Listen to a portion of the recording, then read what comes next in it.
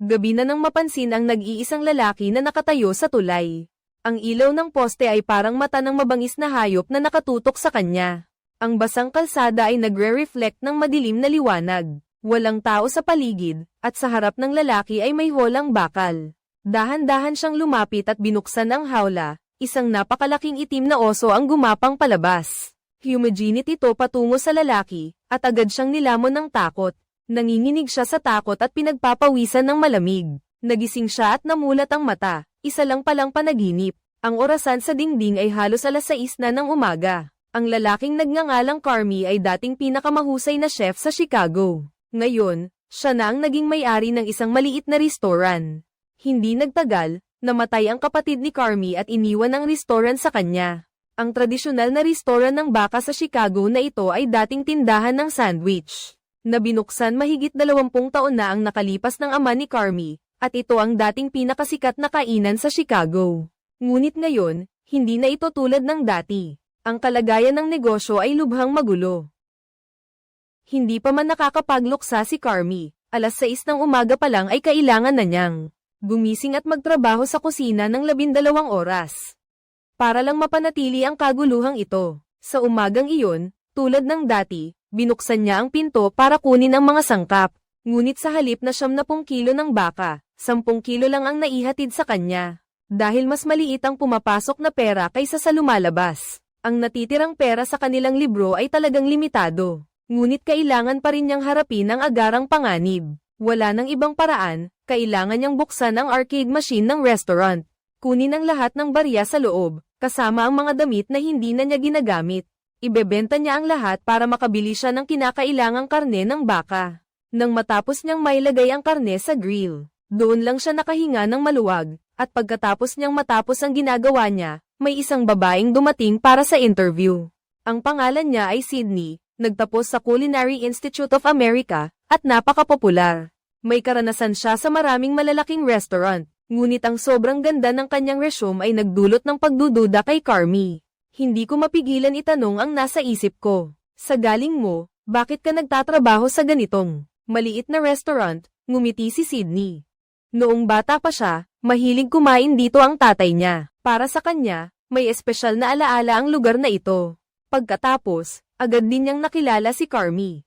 Ikaw ang head chef, na pinakamagaling sa pinakamagandang restaurant sa Amerika. Hindi ba, sa galing mo, bakit ka nagtatrabaho dito? Malinaw na ayaw ni Carmi sabihin ang totoo, kaya sumagot lang siya para matapos na ang usapan. Nagtatrabaho ako dito bilang sandwich maker. Si Sydney ay pansamantalang nananatili, pero napakaliit talaga ng tindahan na ito. Ngunit napakarami ng empleyado, sobrang dami na halos paglingon mo lang ay may masasagi ka ng iba. Kaya bakit sila kumuha ng ganoong karaming tao, aalamin natin ang dahilan mamaya. Ayon sa pagkakasunod-sunod ng paglitaw ng bawat isa, sa madaling salita, 5 o 6 na tao ang nagsisiksikan sa masikip na kusina. Mukhang magulo at masikip ang lugar na ito. Lahat sila ay matagal ng empleyado. Sa katunayan, hindi nila inasahan si Carmi nang dumating siya para magsimula. Kinansela nila ang pagbebenta ng pinakamahal na pasta sa tindahan. Para sa kanila, si Carmi ay isa lamang hanggal, na hindi man lang marunong magluto ng pasta. Si Carmi ay isang nangungunang chef. Mayroon siyang sariling mga prinsipyo at proseso sa pagluluto. Sa loob lamang ng ilang pangungusap, naipaliwanag niya kung paano lutuin ang tunay na pasta. Ang masarap na pasta ay nangangailangan ng hindi bababa sa 7 oras para maluto. Ang paraan ng pagluluto ninyo ng pasta na parang fast food, ay sa tingin niya ay walang halaga. Ngunit tila nakalimutan niya na hindi ito isang Mike Halen restaurant. Pagkasabi pa lang ni Carmi ay inasar na siya ng pinsan niya. Sinabing si Carmi ay marunong lang gumawa ng mga makukulay na pagkain. Ang pinsan at kapatid ni Carmi ay magkasamang nagpapatakbo ng restoran mula noon. Ano man ang sabihin, sila ang kalahating tagapamahala ng tindahan. Pagdating lang ni Carmi, ay gusto na niyang baguhin ang tradisyonal na paraan ng paggawa ng sandwich dito. Sa loob ng nakaraang 25 taon, na labis na nagdulot ng kanyang hindi pagkakontento. Bawat kusinero ay may kani-kanyang opinyon. Agad na nagkagulo ang buong kusina, parang may 100 bibingka na umaatungal. Sa wakas ay hindi na nakatiis si Carmi at direkta niyang tinamaan ang kahinaan ng kanyang pinsan. Hindi na nga kayang bayaran ang sahod ng mga empleyado. Ano pa ang karapatan niyang ipagpatuloy ang pagpupumilit? Ang mahirap na realidad na nasa harapan niya ay hindi na makapagsalita pa ang kanyang pinsan. Ngunit bago umalis ay hindi niya nakalimutang magdagdag ng isang pangungusap. Kailangang sundin ng restaurant ang dating menu. Hanggang ngayon ay kailangang panatilihin ang dangal ng matagal ng tindahan, iyan ay totoo. At totoo rin ang labanan para sa kapangyarihan sa pagitan ng bagong at lumang tagapamahala. Si Carmi ay lubos na abala sa trabaho. Lahat ng kanyang isip ay nakatuon sa pagpapatakbo ng restaurant. Ngunit nang inaayos niya ang arcade machine, ang technician ay naglakas loob na sabihin ng isang bagay, na hindi siya makakadalaw sa libing ng kapatid ni Carmi. Dahil dito, hindi na nakatiis si Carmi at mabilis siyang sumagot sa kausap niya. Sinusubukang maging mahinahon upang ipagpatuloy ang usapan. Sa panlabas, walang anumang bakas ng kalungkutan si Carmi. Ngunit nang umalis na ang technician, matagal na ang lumipas. Ang mga kaisipang iyon ay nananatili pa rin sa isip ni Carmi. Kahit noong naghihiwa siya ng pagkain, aksidente niyang napatayuan ang sarili niyang kamay pero hindi niya napansin, tila ang pag-alis niya ay isang malaking dagok kay Carmi. Pagkatapos niyang matuklasan, pumasok siya sa banyo para gamutin ang sugat. Tinitingnan niya ang sarili sa salamin, tinitingnan ang mga drawing sa dingding. Sa larawan na iyon ay ang oso na lumabas sa isang panaginip niya. Ang oso sa panaginip ay laging nakakulong sa tulay. At ang kapatid ni Carmi ay namatay din sa tulay. Ang kaluluwa niya ay nakakulong din sa isang. Mayroon pa bang hindi pa nalulutas sa pagitan ninyo ni Kuya? Halos tapos na ang paghahanda. Sa loob ng isang oras, magsisimula na ang kainan. Sa kusina, nagpapatuloy pa rin ang pagtatalo. Hindi masaya ang usapan ng lahat. Ngunit walang nakapansin kay Carmi na tahimik na nakayuko sa malapit. Pinulot niya ang kutsilyo sa ilalim ng sofa at nakatitig sa hawak niyang patalim. Sa liwanag na sumasalamin sa kutsilyo, tumagos ang tingin niya sa pader. Pagtawid sa oras, nakita niya sa bahay ng basura ang malamig na bangkay ng kanyang kapatid, na nababalutan ng puting tela. Nakita niya ang simbolo ni Jesus sa kaibuturan ng kanyang puso, nagsimulang sumakit. Sa loob lamang ng ilang segundo, hindi nagtagal, bumalik siya sa kusina. Buti na lang at hindi siya nagkaroon ng masyadong maraming oras para magdalamhati. Ilang minuto ang lumipas, nakatayo na siya sa harap ng kalan para budburan ng paminta ang sariwang karne ng baka. Gumamit siya ng blowtorch para ay ihaw ang ibabaw hanggang sa maglabas ang karne ng baka ng kaakit-akit na amoy. Sa panahong iyon, dumalaw ang kapatid niyang si Sugar kay Carmi. Matapos ang maraming taon na hindi umuwi, matagal na silang hindi nagyakap, magkapatid. Sabi ni Carmi wala pa siyang oras na dalawin ang nanay mo. Biglang sumingit ang Sugar Baby at sinabing may tiyuhin sila na si Jimmy. Gustong bilhin ang restaurant. Sa ganitong kalagayan na ng negosyo ng restaurant, gusto sanang ipahiwatig ni Sugar na mas mabuti pang bitawan na ito ni Carmi. Ngunit para kay Carmi, ang pagpapalago pa ng restaurant na ito ay naging obsesyon na niya. Dati, gusto niyang magtrabaho sa restaurant pero hindi siya pinayagan ng kuya niya. Hanggang ngayon, wala na ang kuya niya pero iniwan sa kanya ang restaurant. Bago ito, determinado na siyang patunayan sa kuya niya. Nang palabas si Carmi para makipagkita sa kapatid ng baker, nakita ni Marcus ang sertipiko ng parangal ni Carmi, na medyo nagulat sa kanya. Sa isang maliit na restaurant, may nagtatagong chef na nanalo. Sa kusina, hindi pala nagsisinungaling si Carmi, kaya nagbago ang kanyang pagtingin kay Carmi. Nang bumalik si Carmi sa kusina, inutusan niya si Marcus na kailangang gumawa ng tinapay ayon sa kanyang recipe. Gusto sanang tumutol ni Marcus, ngunit naalala niya ang sertipikong nakita niya. Ang sasabihin niya ay kinain na lang niya, at sa huli, nailabas din ang tinapay. Lahat sila ng sumubok ay nagsabing napakasarap, at mas naging kumpiyansa sila sa kanilang sarili sa labas. Ang mga espesyal na customer ay matagal nang naghihintay dito. Upang mapalago ang negosyo, nag-organisa ang restaurant ng isang aktibidad na laro. Ang mga mahilig sa laro ay nakasuot ng mga kakaibang kasuotan. Hawak ang lahat ng uri ng armas, naghihintay lamang sila sa oras ng pagbubukas para makapasok at maglaro. Bago magbukas para sa mga customer, kailangang kumain muna ang mga empleyado ng restaurant. Ang bagong dating na si Sydney ay inatasan na magluto para sa lahat. Ang ganda ng pagkaka-decorate ng pagkain, ang ganda rin ng mga kulay. Habang nakaupo sila sa paligid ng mesa at nag-uusap, makikita mo na kahit patuloy silang nagtatalo. Sa totoo lang, maganda ang kanilang samahan. Pero si Carmi ay tila hindi makasabay sa kanila. Nagsimulang magkunot ang kanyang mga kilay, sa likod ng kanyang kalmadong ekspresyon. Ay maraming emosyon na hindi niya maipangalanan. Nakatayo siya sa bintana, tahimik na pinagmamasdan ang nangyayari sa labas. Ang grupo sa labas ay talagang masyadong maingay, labis siyang nag-aalala na magdulot ito ng problema sa seguridad. Dapat lumabas at utusan silang tumahimik, pero walang silbi ang pagpapayo. Baka masaktan ka pa ng mga baliw na iyon. Sa kritikal na sandali, mas may silbi pa rin ang armas, pinsan. Isang putok ng baril sa langit ang agad na nagpatahimik sa maingay na tao. Pagkatapos, kinuha ng pinsan ko ang megaphone at nag-utos na patahimikin ang lahat. Kasabay nito, sinimulan niyang ipahayag ang mga patakaran ng laro. Una, obligado silang bumili ng isang sandwich bago makapasok. Pangalawa, ang mananalo sa laro ngayon ay makakakain ng ice cream. Libre sa loob ng isang taon, isa pa rin siyang veterano. Alam niya kung paano panatilihing matatag ang mga customer kahit na kontrolado na ang sitwasyon sa labas. Ngunit pagpasok sa loob, nag-away na naman sina Carmi at ang kanyang pinsan. Pinaghirapan mo ang pag-akit ng mga tao dito para bumili sila. Sa pananaw ni Carmi, ang customer ay Diyos. Hindi dapat sila tratuhin ng bastos, ngunit pakiramdam ng pinsan niya ay masyadong inosente si Carmi. Ang mga prinsipyo na ipinapatupad ni Carmi ay para sa mataas na lipunan. Walang silbi ang mga ito para sa mga tao rito. Para sa mga nasa labas ng mundong ito, kung sino ang mas malakas ang kamao, siya ang boss. Hindi nagtugma ang pananaw nilang dalawa kaya sa huli ay hindi sila nagkasundo. Sa paraan ng pamamahala sa restoran. Nagtapos ang pagtatalo sa pansamantalang pagpatahimik ni Carmi. Nanalo ang pinsan sa pagkakataong ito.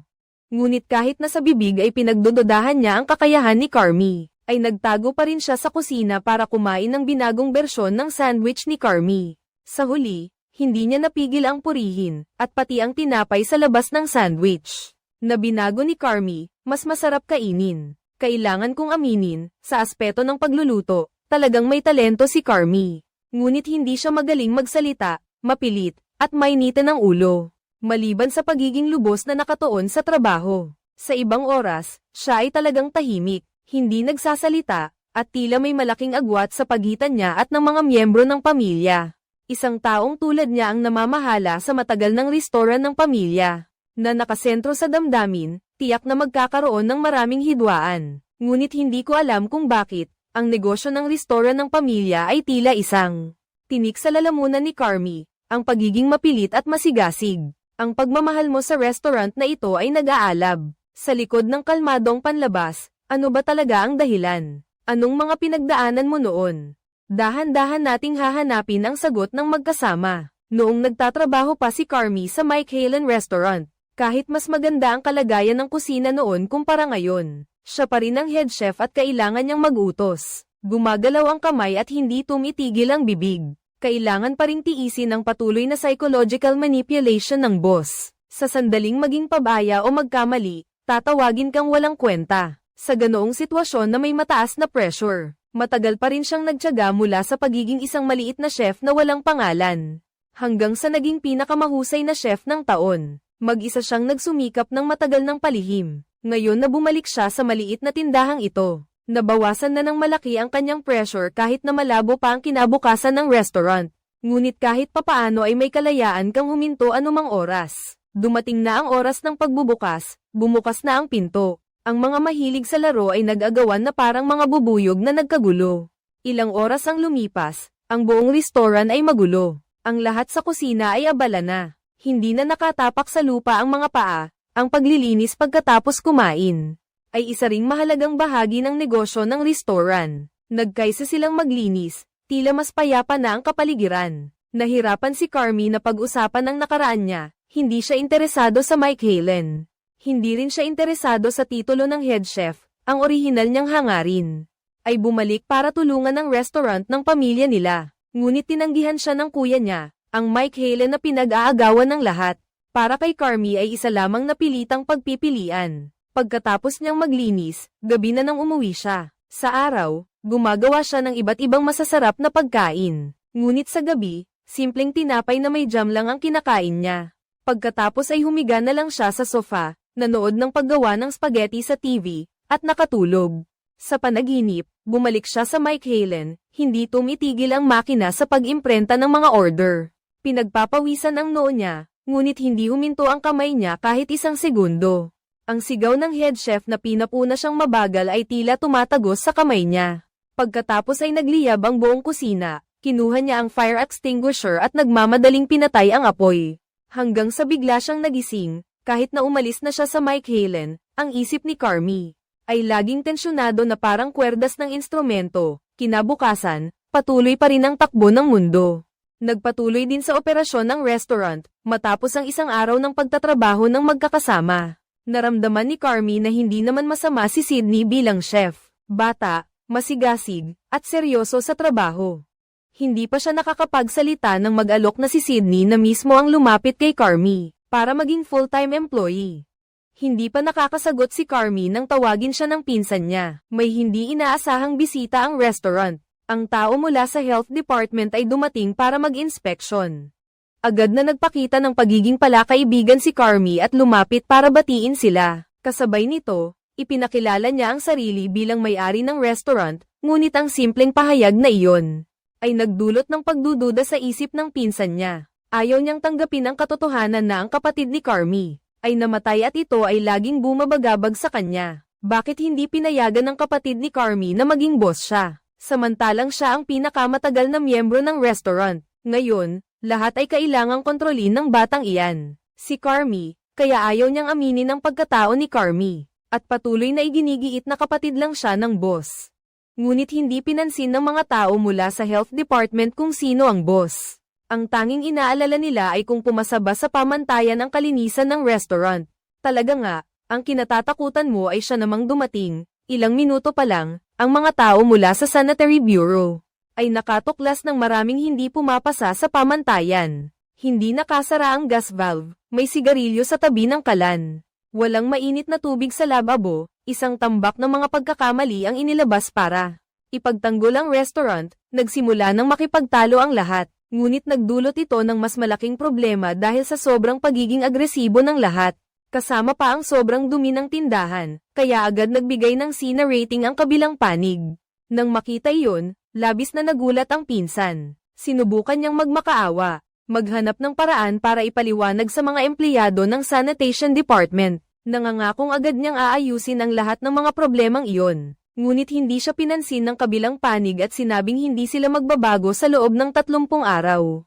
Dahil dito, labis na nalungkot ang pinsan niya, nakaramdam siya ng kawalan ng magawa. Gusto niyang iligtas ito ngunit hindi niya alam kung paano. Ang ganitong pagtatasa para sa isang restaurant na nasa bingit na ng pagkalugi ay isang kalamidad.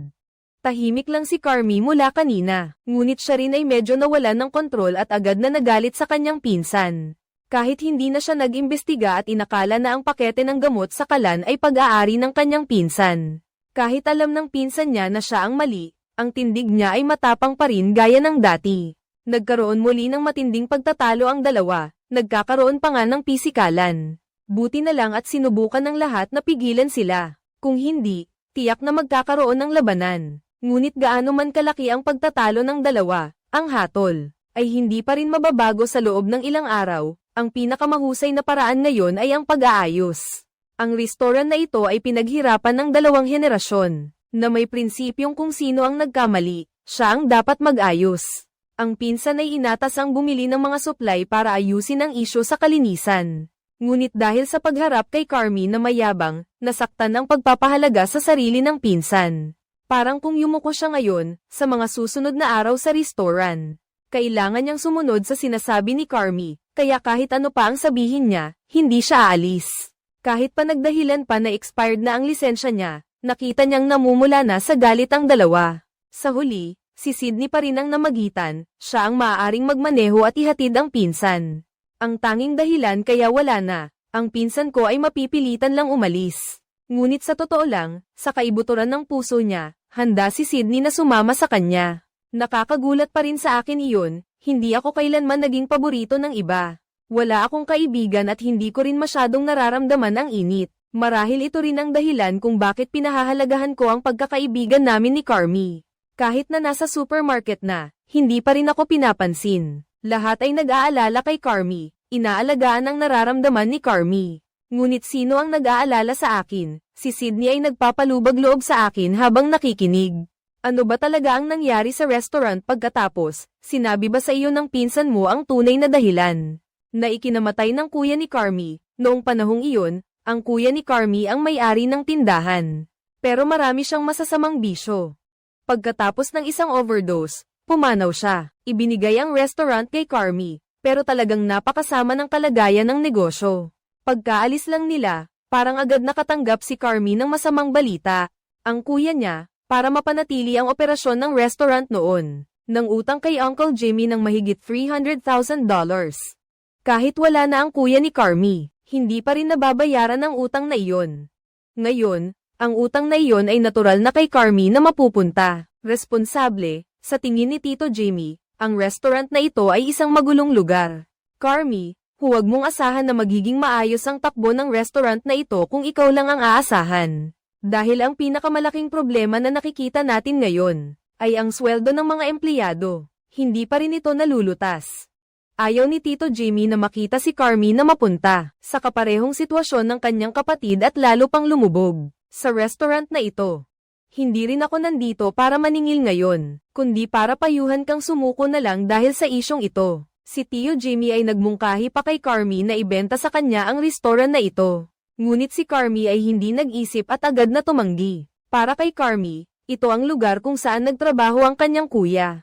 Gusto rin niyang makita kung anong mahika mayroon ng lugar na ito, na nagpapatuloy na nag-aalay ang dalawang henerasyon ng kanyang pamilya. Para dito pagkatapos bumili ng mga supply, pauwi na ang magpinsan at si Sydney. Talagang hindi niya maintindihan kung paanong ang isang babaeng mabilis at matalino tulad ni Sydney ay pumayag na magtrabaho para kay Carmi. Sa paningin ng pinsan niya, si Carmi ay parang isang walang kwentang tao. Si Sydney ay isang napakadiretsang tao, inilantad niya ang pagpapanggap ng pinsan niya. Kahit hindi siya sumasang-ayon sa labas, kinikilala pa rin niya sa puso niya ang kakayahan ni Carmi. Ang pinsan niya ay naiinis marahil dahil patuloy siyang pinaalalahanan ni Carmi tungkol sa namatay niyang matalik na kaibigan. Hindi pa nga alam ni Carmi ang tama at mali, inis pa siya dahil sa pagpapalibot ng sigarilyo sa kalan. Dahil dito, labis siyang nainis, hindi pa nga siya nakakapag-ilang araw sa paghawak ng restaurant. Ay sunod-sunod na ang nangyayari, unti-unting bumibigay na ang emosyon ni Carmi. Sa pagod niya, tinawagan niya ang kapatid niyang babae. Sa mata mo ay walang kahit anong liwanag. Kalmado niyang sinabi sa kapatid niya na ang restaurant ay nakakuha ng C rating sa kalinisan. At ang panaginip niya na nagluluto siya na nauwi sa pagsunog sa buong apartment complex sa loob. Ang kalmadong panlabas na anyo ay nagtatago ng isang napakasensitibong puso. Madalas siyang nagigising sa hating gabi nang hindi alam kung bakit bigla na lang sisiga, iiyak, at magsususka. Ang napakasamang kalagayan ng kalusugan ni Carmi ay nagdulot ng matinding pag-aalala sa kapatid niya sa kabilang linya. At pinayuhan siyang magpatingin sa isang psychiatrist. Nang linisin ng pinsan niya ang labas ng kusina, bigla siyang nakakita ng sulat na nakasiksik sa sulok ng dingding. Sa liham na nakasulat para kay Carmi, ang nagpadala ay si Michael. At si Michael ay kapatid ni Carmi, kinuha niya ang liham. Pagkatapos ng ilang sandaling pag-aalinlangan ay inilapag niya ito sa mesa ni Carmi. Ngunit ilang minuto ang lumipas ay kinuha niya ulit ang liham at bumalik sa dating pwesto. Mayroon din siyang sariling plano sa ginawa niya. Kung sakaling hindi matuklasan ni Carmi ang liham na iyon, marahil ang lahat ay mananatili pa rin sa dati. Si Sydney, sa pamamagitan ng probationary period, ay maituturing na rin na formal. Naging empleyado ng restaurant kahit na nakakabahala pa rin ang kalagayan ng negosyo nito. Tulad ng dati ngunit naayos na ang mga isyu sa kalinisan sa kusina. Lahat ay umuunlad sa mas magandang direksyon, hindi na niya inungkat pa ang nangyari kaninang umaga. Tahimik na binuhat ang kasalanan sa paglalagay ng sigarilyo sa kalan. Nang makita ni Carmi na nasa labas siya at naninigarilyo, bigla niyang hindi nakita ang pakete ng sigarilyo sa kanyang bulsa. Naalala niyang inilagay niya pala ang pakete ng sigarilyo sa ibabaw ng kalan. Inakusahan niya ng hindi nararapat ang kanyang pinsan noong araw na iyon. Ngunit saglit lang siyang nalungkot at hindi niya sinabing tungkol dito. Ngunit sa pamamagitan nito, napagtanto niya ang katotohanan na ang kalagayan ng kanyang pag-iisip ay lubhang nakababahala at nagsimula siyang iligtas ang sarili. Pumunta siya upang sumali sa organisasyong nagtutulungan na ipinakilala ng kanyang kapatid na babae. Nang maaga kinabukasan, umalis siya ng napakaaga at tumayo sa labas ng lungsod. Sa malayo, sumisikat ang matingkad na pulang araw. Maraming damdamin ang nag-umapa sa kanyang mga mata, na nagpapakita sa kanya na tila siya ay parehong nalulumbay at nagulat. Marahil ang buhay ay parang isang ulap, ikaw ay dumating upang mag-organisa ng pagtulong sa isa't isa. Ngunit nakaupo lamang mag-isa sa huling hanay sa plataporma. Ang babae ay nagbabahagi tungkol sa kanyang mga pinagdaanan. Mayroon siyang asawang adik sa alak, palagi niyang tinitiis ang pang-aabuso ng kanyang asawa. Pagkatapos ng bawat pagkalasing niya, ang ganoong buhay ay nagdulot sa kanya ng trauma sa pag-iisip. Nakaisip siya ng paraan para lutasin ang problemang ito. Iyon ay ang pagtatangkang mahalin ang sarili. Tinitingnan ko ang babae. Sa aking mga mata ay walang anumang emosyon, wala rin akong anumang pagnanais na tumayo sa plataporma. Ang sarili niyang kwento, walang sino man ang tunay na makakaunawa, sa misteryo sa kaibuturan ng puso ng isang tao. Ngunit pagdating ng tahimik na hating gabi, muli siyang nagising sa kalungkutan at kawalan ng magawa na naghahalo, na nagpapahirap talaga sa kanyang makatulog. Maaga siyang dumating sa restaurant, wala pa ang iba. Nagtrabaho siyang mag-isa sa isang walang laman na kusina. Naaalala niya ang panahon bago siya inapi. Sa trabaho bilang head chef ng isang Mike Halen restaurant, ay hindi madali. Araw-araw nasa tabi niya ang boss at walang tigil sa pagsigaw. Bilisan mo, mas mabilis pa. Parang ganito araw-araw siyang nagtatrabaho sa isang high-pressure environment, na nagpabago sa kanya para maging maingat sa bawat detalye. Hindi nagkakamali, pero dahil dito nawalan na rin siya ng pag-asa sa buhay na ito. Kahit na hindi na siya nagtatrabaho sa Mike Halen ngayon, nanatili pa rin sa kanya ang mga dating gawin niya. Kaka-rating lang niya sa restaurant pero mabilis at desidido na ang kanyang mga kilos. Si Sydney, ang babaeng may kakaibang kakayahan at ambisyon, ayon kay Carmi, ay isang napakahusay na katulong. Tinawag niya ito sa isang tabi at nakipag-usap tungkol sa plano ng negosyo ng restaurant sa hinaharap, ang mga hindi inaasahang pangyayari. Ang mga insidenteng nangyari bago nito, at kung paano ito maiiwasan sa hinaharap. Dahil sa kasalukuyang sitwasyon ng negosyo ng restaurant, hindi makapagpabaya si Carmi kahit isang segundo. Isang araw, aksidente niyang napagtanto na malinaw na ito ay isang tatak na medyo mababa ang halaga. Ngunit patuloy na bumibili ang restaurant ng malalaking lata ng ketchup mula sa tatak na ito. Napakalaking kakatwa ang naramdaman ko pero ang sagot na nakuha ko ay bumili ng tomato ketchup. Ang brand na ito ay tradisyon ng restaurant ni Carmi, lubos siyang walang magawa, pero hindi niya alam kung paano ito sasalungatin. Ang tanging magagawa niya ay ibalik ang lalagyan ng tomato ketchup sa dati nitong pwesto. Isantabi muna natin ang usapin ng tomato ketchup, napakalaking kaguluhan ngayon sa restaurant. Kailangan kong makaisip ng mas magandang paraan, pagkatapos ng maikling pag-iisip. Gumawa si Carmi ng desisyon na nagpatulala kay Sydney. Gusto kong si Sydney ang mamahala sa trabaho sa kusina. Pagkatapos, ang iba ay inuri rin ayon sa tradisyonal na paraan ng restaurant. Sa ganoong paraan, mas magiging mahusay ang trabaho. Nang marinig iyon, natuwa si Sydney ngunit naisip niya na hindi pa siya matagal na naroroon. At hindi niya kayang mapaniwala ang lahat, kaya tinanggihan niya ang alok ni Carmi. Ngunit dahil patuloy siyang iginiit ni Carmi, gusto rin niyang subukan. Nais din niyang seryosong gumawa ng isang magandang bagay bago pa man siya pumasok sa restaurant. Sinubukan ni Sydney na magsimula ng sarili niyang negosyo ngunit hindi ito nagtagumpay. Hindi na kayang ipagpatuloy ang operasyon ng kanyang restaurant. Kailangang magdala ng napakalaking utang na umaabot sa 1 milyon. Pansamantala siyang makikitira lang sa bahay ng kanyang mga magulang. At sabik na sabik din siyang magkaroon ng pagkakataong mapatunayan ang sarili niya. Lahat ng empleyado sa tindahan ay ipinatawag. Binigyan ni Carmi ang bawat isa ng asul na apron. Ang pagkakaisa sa kasuotan ay nagpapareho sa kanila na parang isang grupo. Pagkatapos ay inanunsyo niya ang desisyon na si Sydney ang gagawing kitchen manager. Kahit hindi agad nagprotesta ang lahat, ang tingin nila kay Sydney, kahit gaano pa karami, mayroon pa ring pagkamuhi sa mukha at ipinapakita ang hindi pagkakontento. Sa sandaling ito, pumasok ang pinsan, hindi siya nagpakita ng anumang paggalang. Agad na inihagis ni Carmi ang makapal na folder sa mesa. At sa harap ng lahat, kinutya niya ang bagong sistema ng pamamahala ni Carmi. Ito ay isang katatawanan, ang tawa ng pinsan ay napakahirap pakinggan. Ang ritmo ng pagpupulong ay agad ding nagulo. Ang ibang tao ay nagsalita rin para tumutol, kahit na matiyag ang nagpapaliwanag si Carmi. Ang isang regular na koponan ay kailangang magkaroon ng mga regulasyon para pamahalaan. Kailangan lang nagawin ng bawat isa ang trabaho niya. Magiging maayos ang kusina pero hindi pa rin sila nakikinig. Pagkatapos ay ipinasa niya ito kay Sydney. Si Sydney ay kinakabahan pero naglakas loob pa ring humarap. Ipinakilala niya ang mga trabahong ipinasa niya sa bawat isa. Ngunit hindi masaya si Tina, ang babaeng may maikling buhok sa tabi niya.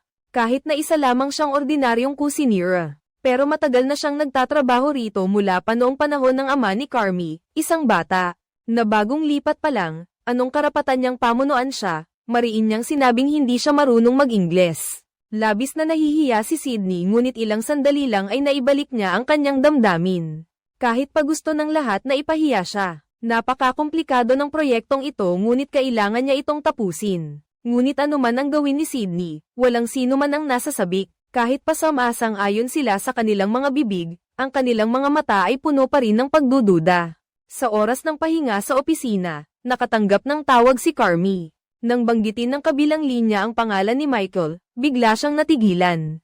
Hindi niya sinabi na patay na ang kanyang kapatid. Nagsinungaling lang na wala siya rito. Tinanong ng pinsan niya si Carmi kung sino ang tumatawag. Nang malaman niya ang pangalan ng tumawag, bahagyang nag-iba ang ekspresyon ng mukha niya. Ang pagkabalisa ng pinsan niya ay nagdulot ng pagkalito kay Carmi. Nagsimulang bumilis ang tibok ng puso niya. Isa ba itong panaginip? Buhay pa pala ang kuya niya sa mundong ito. Ngunit pagkaalis ng pinsan niya, naiwan si Carmi na mag-isa sa silid. Lahat ng nangyari sa nakaraan ay totoo. Hindi na mababago, narinig niya sa kanyang tainga ang napakaraming boses na dumarating. Kinukulong ka, kinakagat ka, ginagawa kang hindi makatakas. Nagmadali siyang tumakbo sa restaurant, hindi pinansin ang mga nakatingin sa kanya. Kailangan niyang umalis dito agad, huminga ng ibang hangin. Kahit hindi nakikipagtulungan ng lahat, nagngit-ngit pa rin si Sydney at nagpatuloy sa pagpupursige. Sinusubukan niyang panatilihin ang kaayusan sa kusina. Regular na sinusuri ang kalagayan ng kalinisan sa kusina. Ngunit dahil siya ang bagong na-promote, tiyak na magagalit ang mga matatanda. Sadyang iniwan ng kutsilyo sa labas kaya nagasgasan si Sydney. Sinadya ni Tina na lakasan ng apoy para mapaso ang niluluto ni Sydney. Sunod-sunod na nangyari iyon na labis na ikinainis ni Sydney. Ngunit nang bumalik si Carmi, nagkataon na nakita niya ang eksenang ito. Hindi na niya tinanong kung ano ang nangyari at agad na sinisi si Sydney. Naiinis din si Sydney ngunit hindi niya alam kung paano ipapaliwanag. Malinaw na hinaan na niya ang apoy, bakit ganito pa rin ang nangyari? Mayroong masaya at mayroong malungkot. Nakita ni Tina sa tabi niya na nagtagumpay ang kanyang plano. Napaghiwalayin ng dalawa kaya't ngumiti siya ng masama. Bukod pa rito, masaya pa siya at patuloy na humuhuni, na nagdudulot ng abala. Ang sinasadyang pag-iwas ng ibang tao ay nagdulot ng lubos na pagkakabukod kay Sydney. Ngunit patuloy na dumating ang masasamang pangyayari ng aksidenteng nadampian niya ang sugat sa kamay habang naghihiwa ng sibuyas. Upang madaling masuri ang kalinisan, nagset na siya ng alarm ng maaga. Bawat oras ay kailangan niyang gawin ang isang bagay. Inayos niya ang lahat ng maingat. Kahit na malungkot si Sydney, nagpatuloy pa rin siya ng may determinasyon. Inaayos niya ang ibang tao upang magawa ng maayos ang kanilang trabaho. Ngunit pagkatapos niyang bumalik mula sa pag-check sa sibuyas, kakatapos mo lang hiwain, nawala na. Sa pagkakataong ito, hindi mo na talaga napigilan. Lahat ng emosyon ay biglang sumabog. Alam ni Carmi na inaapi siya, dahil nang dumating siya sa restaurant, ganoon din ang naging trato sa kanya. Para kay Carmi, masyadong normal ito, hindi niya ito pinansin. Ngunit hindi katulad niya si Sydney. Kahit na sandali lang, naibalik na ang mga sibuyas, ngunit galit pa rin siya. Hindi niya matanggap na ganoon ang pagtrato sa kanya. Kahit pa lumapit si Marcus para humingi ng tawad, hindi pa rin siya pumayag. Dahil masyado siyang mababa para maabot ang mga gamit sa tuktok ng estante. Aksidenteng natapon ang buong timba ng sarsa sa lupa. Ang sarsang natapon sa lupa ay naging dayami. Sa huli ay napisa si Sydney. Nanatili siyang nakatayo, hindi alam ang gagawin. Buti na lang may mga taong nakakaalam pa rin ng tama at mali. Handang tumulong sa kanya pagkatapos niyang linisin ang madulas na kalat sa sahig. Doon lang nagkaroon ng oras si Sydney para tanggalin ang guwantes at gamutin ang sugat. Nang makita niya ang daliring namumula sa dugo, naalala niya ang mga nangyari kamakailan. Sa unang pagkakataon, naramdaman niyang siya ay isang bigo at gusto na niyang sumuko. Sa oras ng tanghalian, nag-iisa siyang umakyat sa rooftop. Gusto kong gawin ang maraming bagay pero lahat ay may hadlang. Ang tanging mayroon ako ay isang pusong gustong magpakita. Ngunit tulad ng hindi tamang paghahalo ng mga sangkap, Hindi ito magiging masarap, syempre naiintindihan ni Carmi ang nararamdaman ni Sydney. Mula sa Mike Halen hanggang sa kasalukuyang restaurant, siya pa rin ang laging kinokontra ng lahat. Siya ang nagkusang nagtanong tungkol sa kasalukuyang kalagayan ni Sydney. Kumusta na? Sydney ayaw niyang makita ni Carmi na mahina siya. Bukod pa rito, galit din siya kay Carmi, matatag lang siyang nagtaas ng kanyang ulo. Sinusubukan niyang pigilan ang dalawang luha na tumulo sa kanyang pisngi. Ang araw na ito ay talagang napakahaba para kay Sydney. Malinaw na siya ay inihihiwalay at binubuli ng lahat, ngunit si Carmi ay nagpapakita ng kawalang interes. Labis itong nakakalungkot sa kanya ngunit ayon kay Carmi, kung gusto mong isuot ang korona, kailangan mong tiisin ang bigat nito. Ang pressure na ito ay isang balakid na kailangang lampasan ni Sydney. Ang pagsunod sa pinuno ay ang nararapat niyang gawin. Nahirapan silang dalawa bago sila nagkausap ng lubusan. Sinabi ni Sydney ang tunay na nasa isip niya, tama ang prinsipyo pero sobrang lamig ng realidad. Sa paningin ni Sydney, walang katangiang parang tao si Carmi, hindi magaling magsalita, hindi napapagod, parang isang perpektong makinang nagluluto, wala pang ang emosyon, parang tinanggalan na ng kaluluwa. Ngunit ang hindi inaasahan ni Sydney ay tapat na inamin ni Carmi ang kanyang pagkakamali. Hindi niya alam kung bakit, sa harap ni Sydney, tila nararamdaman niya ang ginhawa na matagal na niyang hindi naramdaman. Ibinunyag ni Carmi ang kanyang nararamdaman, hindi masyadong maayos ang kanilang pamilya. Dati, ang kuya niya ay adik sa alak, at napakasama ng kanyang kalagayan. Kahit na kailangan pa niyang sumali sa isang support group, hindi naman ako ganap na walang emosyon. Ang buhay ng bawat isa ay parang magulong kalat, lahat ay may mga buhol sa puso na hindi maalis. Ang kanyang katapatan ay nagpagan sa kalungkutan ni Sydney. Nagsimula na rin siyang maunawaan si Carmi, ang pagiging matigas ng ulo at pagiging malamig niya. Araw-araw ay lumilipas, tila ba mayroong hindi mabilang na mga bagay. Ngunit parang walang nangyari. Lahat ng bagay ay may kasagsagan at paghina. Mabilis lumipas ang oras, hindi mapipigilan. Dumating na ang kaarawan ni Michael, pero wala nang magdiriwang nito para sa kanya. Si Carmi ay nag-isang pumunta sa dalampasigan upang panoorin ang paglubog ng araw sa abot tanaw. Ilang araw ang lumipas, nakatanggap ang restaurant ng isang espesyal na order. Kailangan nilang magdala ng pagkain sa bahay ng tiyuhin. Para sa pag-oorganisa ng birthday party ng mga bata, ang mga donut ay inilalagay sa tinunaw na chocolate oil. Ang mga pastry ay inilalagay sa plato pagkatapos gawin ang lahat ng pagkain. Inilagay ni Carmi ang pagkain sa sasakyan ng kanyang pinsan na matiyagang nakasuot ng t-shirt na may logo ng restaurant. Sa hotdog, ang pinsan ay labis na hindi nasisiyahan sa order na ito. Kilala niya si Jimmy ngunit hindi nila gusto ang isa't isa. Ngunit dahil nasa iisang bubong sila, hindi sila makaiwas. Sino ang nagsabing hindi nila kayang bayaran ang napakalaking utang na iyon? Ang karawang ito ay isa ring paraan para bayaran ng utang. Sa totoo lang, hindi niya gusto ang kahit sino. Ang damdamin niya para sa akin ay laging nag-aalab at gustong sumabog. Bago pa man kami umalis, nag-away na sila ni Carmi tungkol sa isang bagay. Ang mainit na aso ay nasa loob ng kotse, habang nagmamaneho si Carmi. Magulo ang isip ko, hawak ang manibela, na may mukhang inip, tila walang kinalaman sa kanya ang lahat. Ang pinsan ko sa tabi ko ay nakahawak sa telepono at nanonood ng video. Ang mga malisyosong biro ay walang tigil sa pagtawa. Ngunit si Carmi ay kabaligtaran. Sa daan, paulit-ulit niyang sinabihan na isaalang-alang ang utang ng restaurant. Pagdating sa bahay ni Tito Jimmy mamaya, siguradong huwag kang magsasabi ng hindi dapat sabihin. Ang resulta, ang mga sinabi niya ay parang hangin na dumaan lang sa tenga. Nang dumating ang mga pinadala, ang pinsan niya ay nasa labas na ng pinto at nakikipagtalo kay Tito Jimmy. Naninigas ang leeg at walang tigil sa pagsigaw, si Carmi naman ay tamad na hindi na nagsalita para pigilan. Basta hindi ito makaapekto sa trabaho niya, ayos na. Habang nasa hardin naghahanda ng sangkap para sa pagluluto, Big Brother biglang uminom ng gamot kaya nagulat si Carmi. Napansin ni Big Brother na nagtataka si Carmi, kaya matyaga niyang ipinaliwanag na gamot lang iyon para sa bipolar disorder.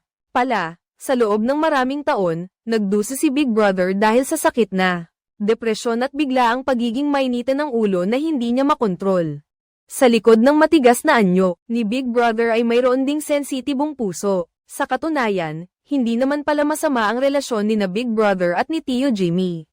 Malinaw na, ilang oras lang ang nakalipas ay nag-away pa sila. Ngayon, Magkasama na sila para pag-usapan ng masama ang iisang tao.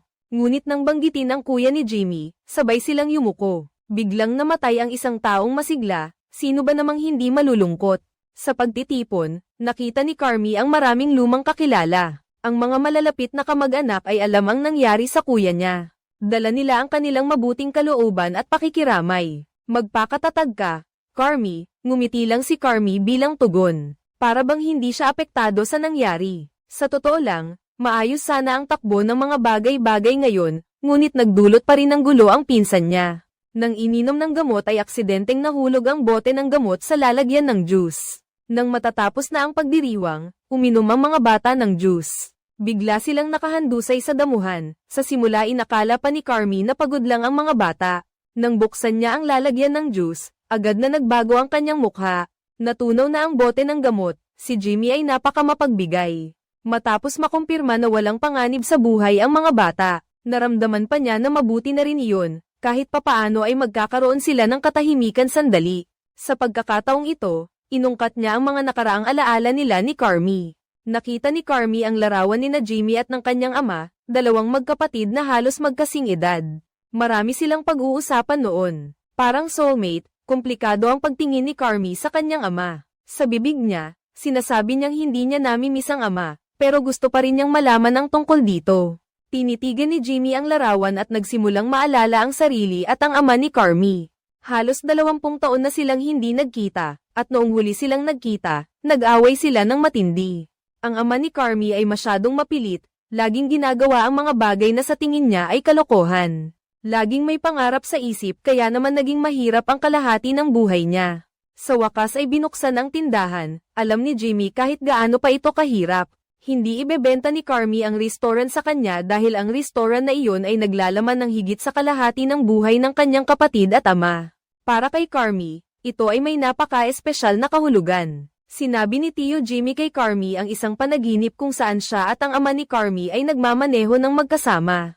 Kahit gaano kabilis sila magmaneho, hindi pa rin isusuot ng ama ni Carmi ang seatbelt. Ganoon ang tatay niya, buong buhay na nabuhay sa matinding panganib. Tahimik na nakikinig si Carmi, ang kanyang kapatid at ama ay magkamukha. Pareho silang nasa laro ng buhay sa restaurant, sa wakas ay naging masigla muli si Sydney. Sumunod din ang iba sa kanya pero si Tina ay matigas pa rin, kahit pangangas pa niyang sinagot si Sydney na ano raw ang karapatan nitong mag-utos sa kanya. Kahit anong paliwanag pa ni Sydney na ginagawa lang niya ang trabaho niya. Bilang veteranong empleyado, hindi maintindihan ni Tina kung bakit si Sydney, na mas bago ay naging boss niya. Nagkaroon ng hidwaan sa pagitan nilang dalawa, napilitang sumuko muna si Sydney. Si Marcus ay lalaking hindi masyadong maparaan, mahilig siyang mag-bake ng cake, pero dahil hindi siya nakapag-aral ng formal, sa ngayon ay wala pa siyang nagagawang maayos. Napilitan siyang mag-isa na mag-aral kung paano siya gagawa ng isang uri ng donut para sa restaurant. Nang malaman ni Sydney ang balita, agad niya itong sinuportahan. Kasabay nito, sinabi niyang handa siyang tumulong sa kanya na lutasin ang mga problemang kinakaharap niya. Natuwa si Marcus at agad siyang nagtrabaho at nag-aral tungkol sa iba't ibang uri ng donut. Wala na siyang pagdududa kay Sydney, at ang ibang tao sa restaurant ay nasanay na rin. Sa pagharap kay Tina, na palaging sumasalungat sa kanya mula pa sa simula, si Sydney ay tanging mahinahon na paraan na lang ang magagamit para kumbinsihin siya. Mahinahon na tinulungan si Tina sa trabaho habang pinapaalalahanan si Tina na gumamit ng tamang paraan sa pagluluto. Kahit nainis pa rin si Tina, pero hindi na nila sinaktan ang taong bumalik kaysa sa dating pagiging mapanghusga, mas bumuti na rin ang ugali ni Tina. Hanggang sa aksidenteng nasunog niya ang niluluto niyang sopas. Hindi lang hindi nagalit si Sydney, bagkus ay ginawan pa niya ito ng bagong palayok, na nagdulot ng bahagyang pagsisisi sa kalooban niya, at nagsimulang gumuho ang matibay na depensa sa kanyang puso. Ngunit sa bibig ay nanatili pa ring matigas ang dalawa, nagpatuloy sila ng ganito. Hanggang sa taos-pusong pinuri ni Sydney ang lutong inihanda ni Tina, na muling nagparamdam kay Tina ng kabaitan ni Sydney. Sa huli, nahihiya na siyang makipagharap kay Sydney. Sa kusina, silang dalawa lang ang babae. Sa totoo lang, siya ang pinakamakakaunawa kay Sydney. Tinalikuran niya ang kanyang mga hindi makatotohanang ilusyon. Sa unang pagkakataon, tinawag niya si Sydney na chef. Matagumpay ding hamupa ang tensyon sa pagitan nilang dalawa. Ginamit ni Sydney ang kanyang talino para madaling malutas ang problema sa pamamahala.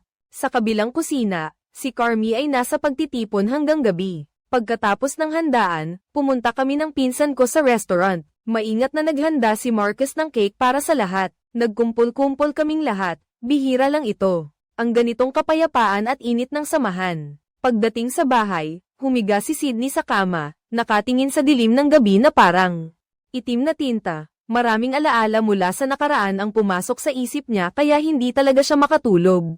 Pagbukang liwayway pa lang, bumangon na siya, nagbihis, at umalis ng bahay. Pumunta sa restaurant para simulan ang bagong araw ng trabaho, napakaaga pa. Tinalakay ni Carmi sa iyo ang tungkol sa kapital ng restaurant. Sa ngayon, kahit magsikap ang buong restaurant sa isang araw, halos hindi lang nila mapanatili ang operasyon. Hindi sila kumikita, kaya nagplano kayong dalawa na gumawa ng bagong menu. Sa sandaling iyon, biglang may narinig na kakaibang tunog mula sa banyo. Nagmadaling pumunta si Carmi para tingnan, at nang yumuko siya sa inidoro. Biglang sumabog ang inidoro at tumalsik ang tubig sa buong katawan niya.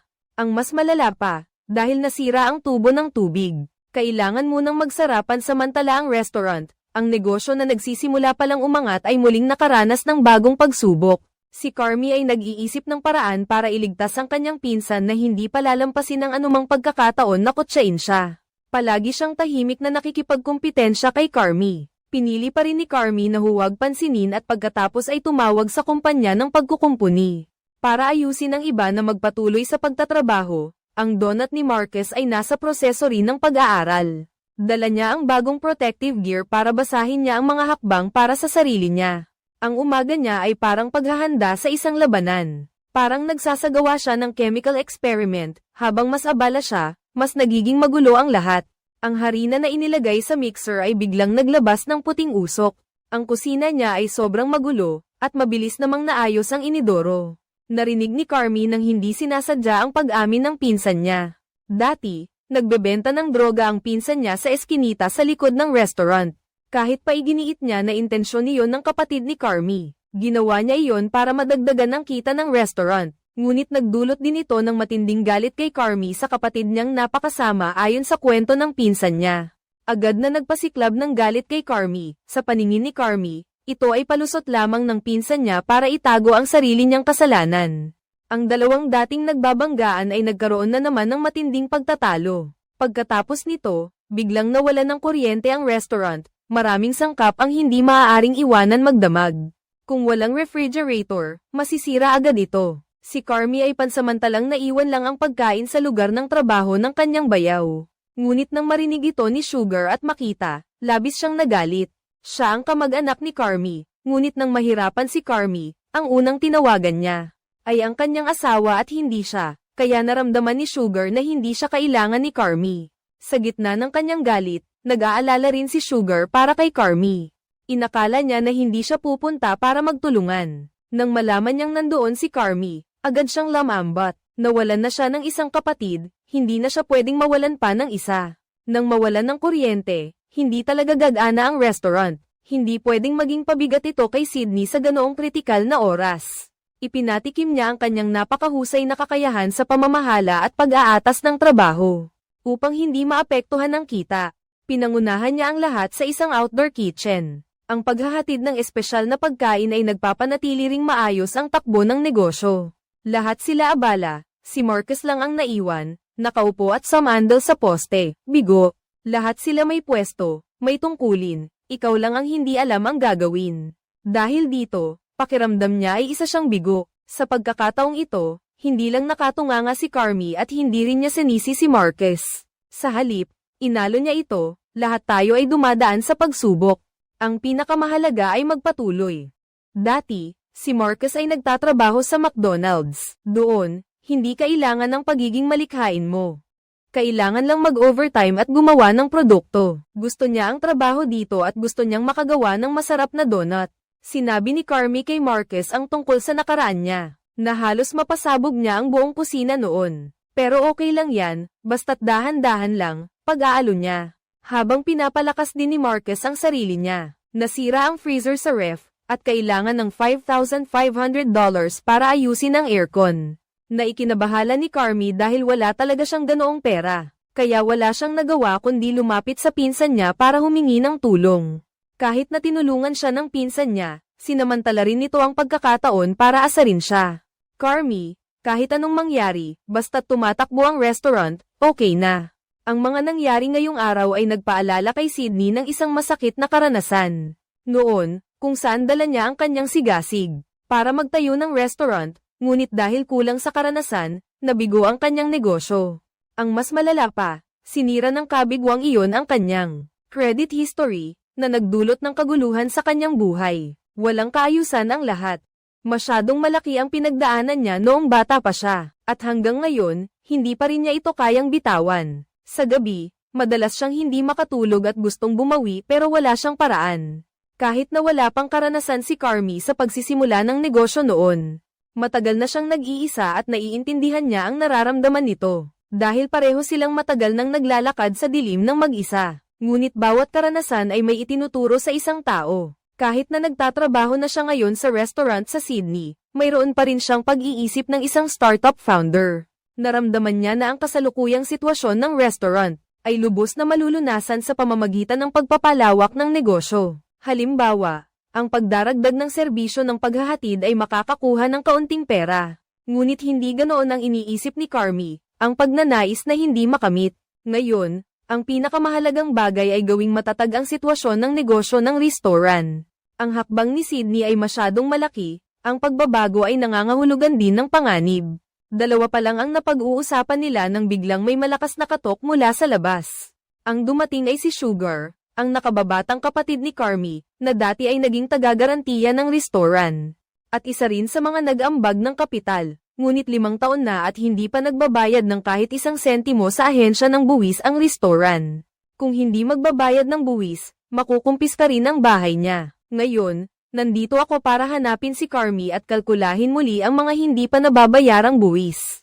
Inilabas ni Carmi ang lahat ng mga record at libro, at nagbasa sila sa opisina. Lalo pang nainis si Sugar, puro basura, walang kapaki-pakinabang na impormasyon. Noong nabubuhay pa si Michael, ginawa niyang magulo ang pamamahala sa restaurant. Pareho silang nalulungkot ngunit hindi nila maaaring itigil ang paghahanap. Kung hindi maayos ang problema sa buwis, Sugar, maaaring paalisin kayo ng ahensya ng buwis anumang oras. Samantala, ang pag-aaral ni Marcus sa pastry, patuloy pa ring nakakatanggap ng paghihikayat mula kay Carmi. Habang mas pinag-aaralan niya, mas nagiging masigasig siya, at mas nagiging tumpak at detalyado ang bawat hakbang na ginagawa niya. Pati na rin ang desisyon niyang matulog sa restaurant, hindi kumakain, hindi natutulog, para lang makagawa ng perpektong donut. Ang oras ay tahimik na nagbabago sa lahat ng bagay sa mundo. Maraming bagay na dati ay inakala nating walang hanggan, ay maaari ring mawala sa loob lamang ng ilang maikling araw. Biglang nagsara ang bar sa tabi, na labis na ikinalungkot ng kanyang pinsan. Ang bar na iyan ay binuksan pa noong 1921 hanggang ngayon. Para sa kanya, hindi lang ito basta ordinaryong bar, kundi nagdadala ito ng kahulugan ng panahon. Hindi siya lubos na samasang ayon sa napakamodernong takbo. Ngayon, pilit niyang inaasahan na walang magbabago. Ngunit tila hindi naman pinapansin ng mundo ang iniisip niya. Pero ang pinsan ko ay laging galit, bihira lang siya magpakita ng emosyon ng pagsisisi. Sa sandaling ito, kausap niya si Sydney. Biglang may narinig na putok sa labas, tumagos ang bala sa salamin ng restaurant. Lumabas siya para tingnan pero wala siyang nakita. Pero ang nangyaring tama ng bala na ito ay nagdulot sa kanya ng malaking problema. Kaya lang nagkaroon ng pagkakataon na gumamit ng puwersa, sanay na sanay siya sa mga tulisan sa kalye. Humingi siya ng tulong sa kanila para alamin kung sino ang nagpaputok. Pag-uwi sa restaurant, mas gaman na ang pakiramdam nila. Naglilinis pa lang sila ng mga basag na salamin, hindi pa tapos ang mga papeles, tapos may nangyari na naman. Hindi pa tapos ang mga papeles, tapos may isa na namang kalokohan ang lumitaw. Nagrereklamo si Sugar sa tabi, pero isang sinabi ni Carmi ang nagpatahimik agad sa kanya. Dapat inasahan na darating ang araw na ito dahil si Sugar ang nag-guarantee para sa kanyang kapatid na adik.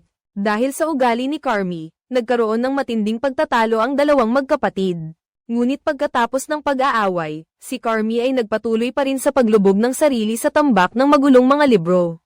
Kahit na magkakapatid sila, hindi naman ibig sabihin na ayaw niyang tulungan ang kanyang kapatid na babae. Ngunit nakakaramdam siya ng kawalan ng magawa, hindi niya alam kung ano ang gagawin.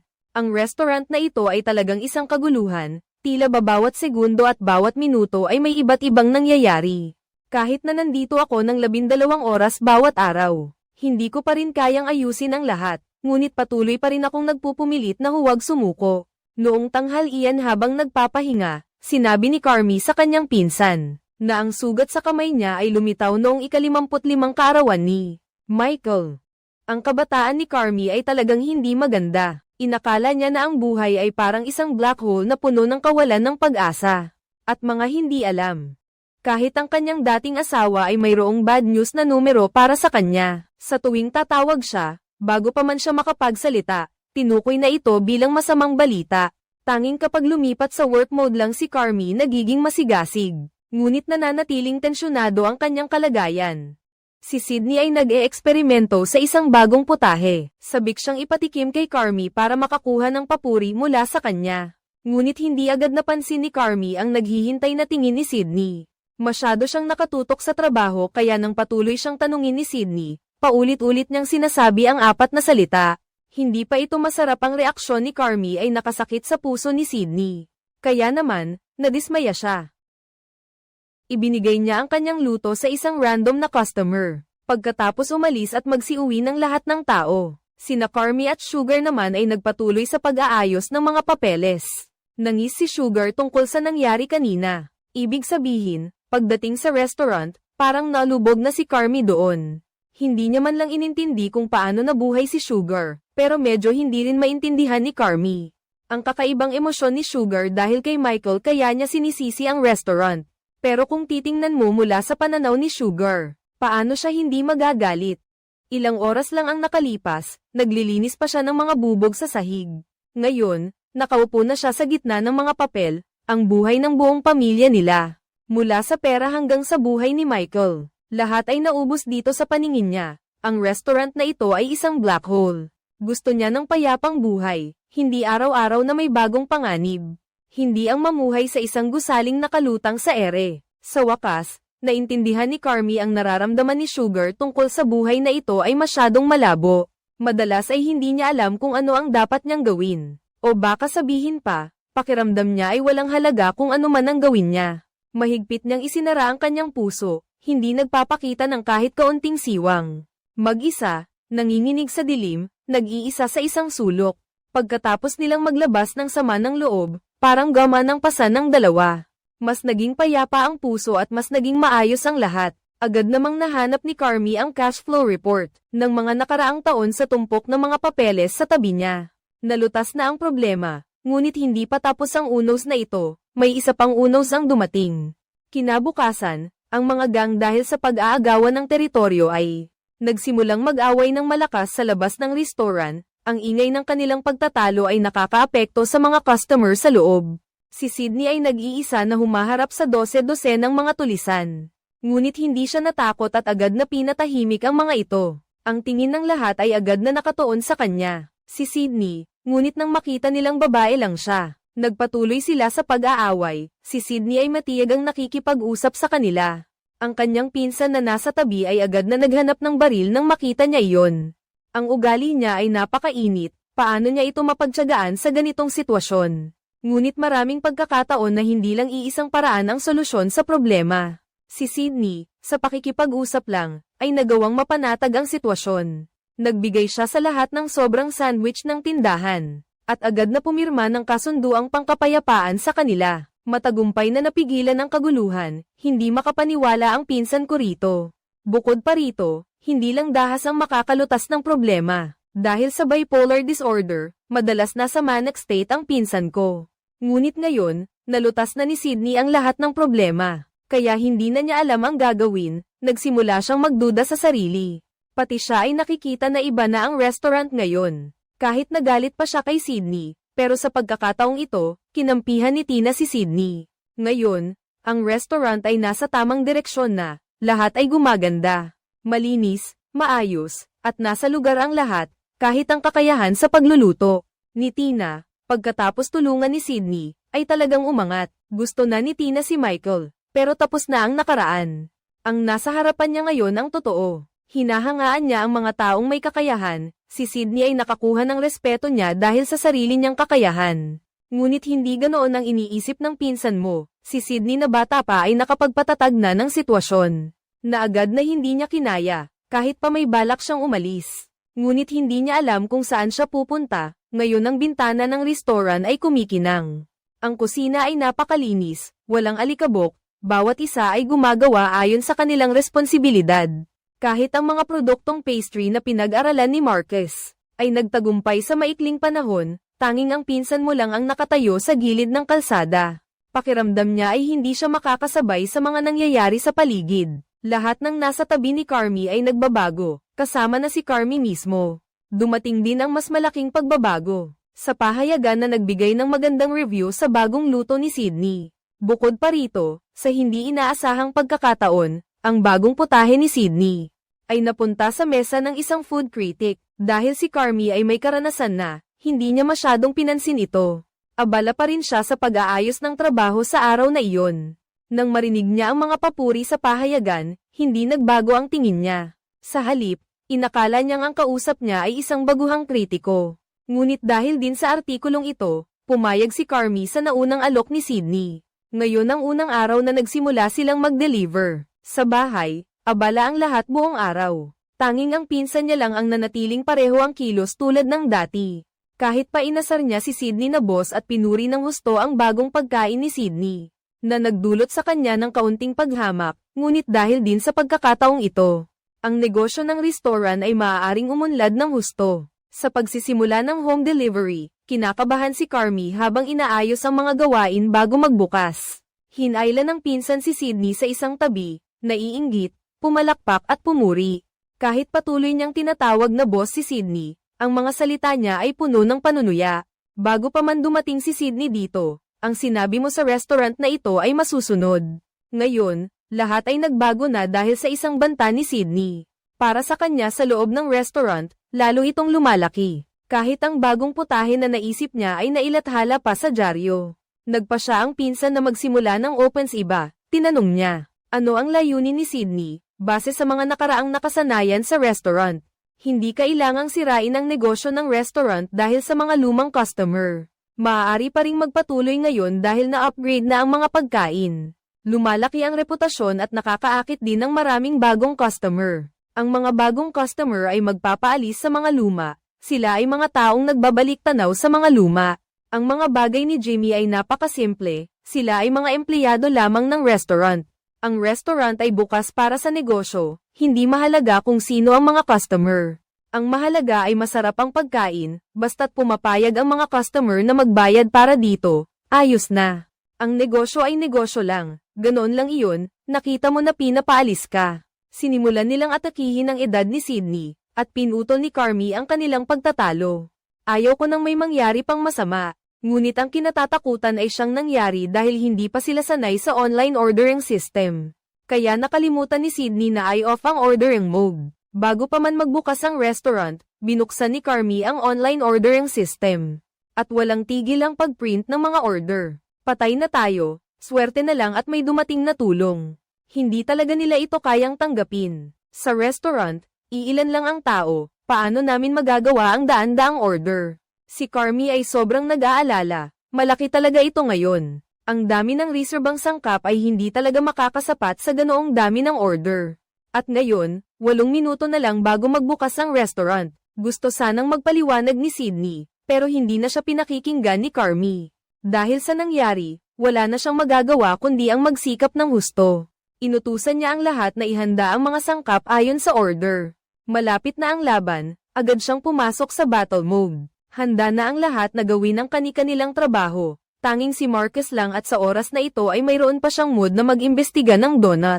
Habang si In ay hindi tumitigil sa pag-imprenta ng mga order, si Carmi ay umabot na sa sukdulan ng pagiging mainitan ang ulo. Sumigaw siya kay Sydney at inutusan itong lumayo. Kahit na sinusubukan ni Sydney na iligtas siya, nagkunwari siyang hindi niya ito nakikita. Wala na siyang pakialam sa mga bagay na iyon ngayon. Sa isip niya ay puro 76 na order ng baka, 34 na order ng manok, at 12 na order ng French fries, at 12 na order ng mashed potato. Ngunit habang nagmamadali, lalo lang nagkakagulo ang lahat. Aksidenteng nabangga ni Sydney ang pinsan niya, na nagdulot ng panibagong gulo. Nakatayo si Carmi sa harap ng order printer at naririnig ang patuloy na tunog ng makina. Lalo siyang nagagalit habang mabilis niyang isinusulat at ikinukumpara sa mga order. Ngunit nasira ang kanyang panulat kaya't mabilis siyang sumigaw para humingi ng panulat.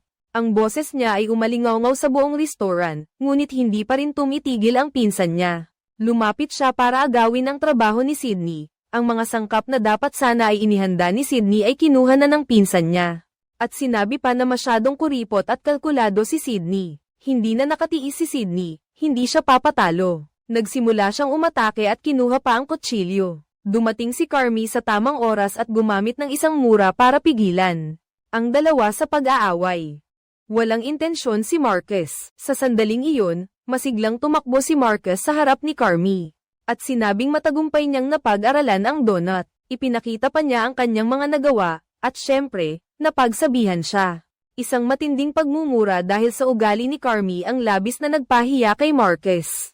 Agad niyang ibinagsak sa sahig ang buong plato ng donut na hawak niya.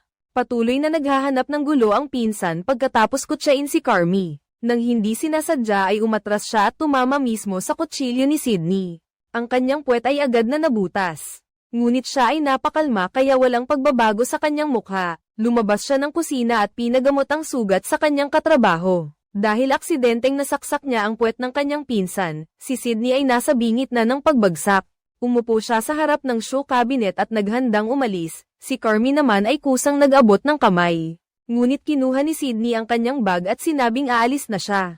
Ito ang unang pagkakataon na direktang hinarap niya si Carmi. Si Carmi ay isang napakahusay na chef ngunit isang manager, na talagang napakahina. Pagkasabi nito ay umalis si Sydney ng mayabang.